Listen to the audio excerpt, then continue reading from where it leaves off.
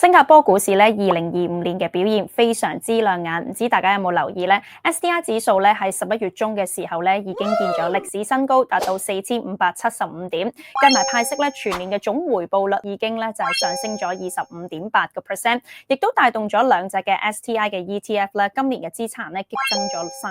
36%啦，衝破咗33.8億元新幣，淨係單計10月份呢兩隻嘅 STI 嘅 ETF 咧就吸咗6500萬新幣。以前咧 STI 指數大家會諗起咩咧？就係房地產信託 REITs 同埋銀行指數啊，咁所以大家未必咧會着墨太多啦，或者留意呢一個新加坡股市。不過最近咧亦都係有所唔同嘅，大家有冇留意翻咧？其實最近咧喺新加坡股市裏面呢，一啲 AI 科技板塊嘅表現咧，亦都非常之好。今日同大家咧講下呢一隻 ST Engineering 呢一隻新加坡嘅科技工程公司，呢一隻科技工程公司厲害啦，單計2025年嘅時候咧個回報率已經達到85%，B 啦市賬率嗰方面咧更加係高達9.8倍。依家新加坡嘅三大銀行指數嘅權重咧，亦都由53.7%啦跌到去